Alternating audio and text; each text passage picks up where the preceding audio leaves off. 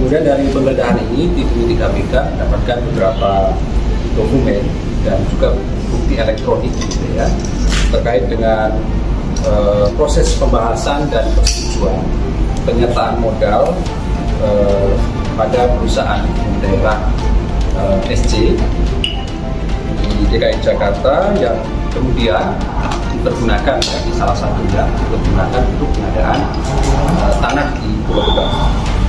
Dan sejauh ini KPK kemudian menemukan bukti permulaan yang cukup adanya dugaan perbuatan melawan hukum.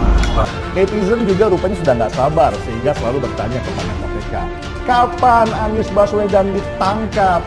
Mereka rindu Anies pakai rompi oranye KPK sambil dadah-dadah seperti banyak koruptor lainnya yang malah bangga dengan korupsi karena itu kejahatan yang bergengsi. Terlalu banyak masalah yang muncul pada saat dia berkuasa di balai kota DKI Jakarta selama 5 tahun.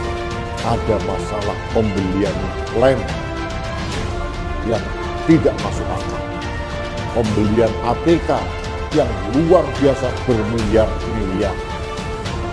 Ada lagi pembelian barang-barang yang tidak perlu, belum lagi kelebihan bayar. Kantor DPRD Partai Yohanes Baswedan digeledah KPK, bukti korupsi berjamaah DKI. Dan bayar ratusan miliar rupiah, sulit bagi kita untuk tidak curiga bahwa ini adalah bagian dari tindak korupsi berjamaah yang diketahui Anies Baswedan.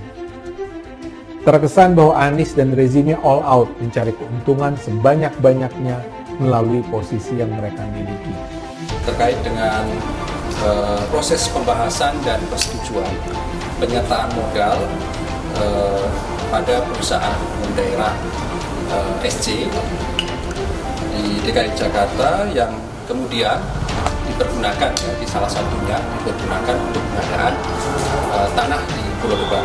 Kami pastikan ketika nanti proses penyidikan ini cukup, kami akan menemukan siapa saja yang akan sebagai tersangka, konstruksinya, dan juga termasuk kerugian keuangan negara berapa. Kantornya M. Taufik, kader Gerindra yang jadi anggota Dewan di DKI Jakarta, dan juga kantor beberapa kader PKS yang bukan kebetulan pendukungnya Yohanes Baswedan digeledah oleh KPK terkait dugaan korupsi lahan DP Omong Kosong.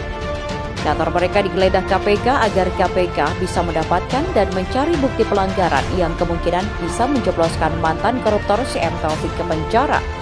Ini menjadi presiden buruk bagi para pendukung Yohanes. Kita mengetahui bagaimana Yohanes Baswedan saat menjadi gubernur DKI Jakarta menggunakan dana dengan begitu nafsu dan tidak bertanggung jawab. Bahkan pernah ditemukan kejanggalan-kejanggalan anggaran oleh kader PSI. Beberapa serangan mulai dari biaya yang fantastis untuk membuat peti mati Tugu dipuji pandemi. Demikian juga sampai dengan sepeda Tugu yang sekarang menjadi sampah, EMI bond, dan nilai fasilitas lain.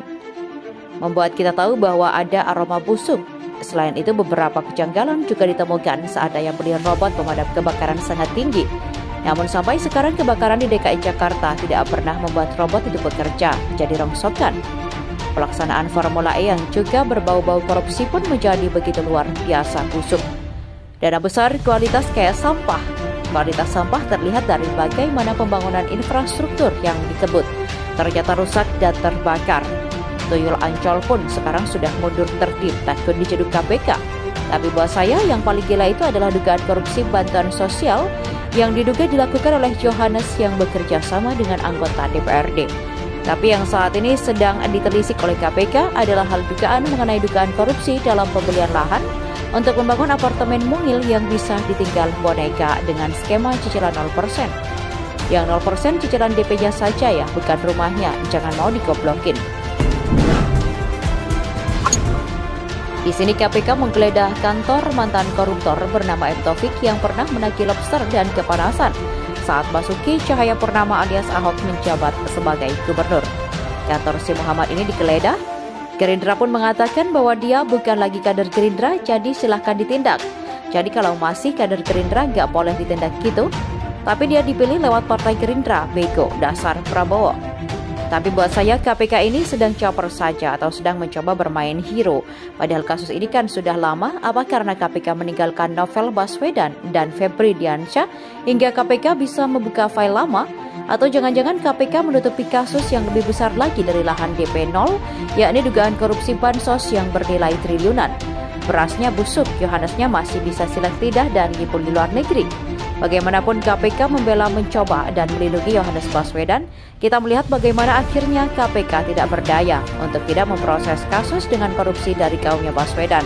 Lalu ditambah lagi dengan orang-orang Yohanes Baswedan lah yang terus-menerus dibongkar melakukan dugaan korupsi. Orang macam ini mau jadi presiden, hancurlah negara kita, miskinlah negara kita.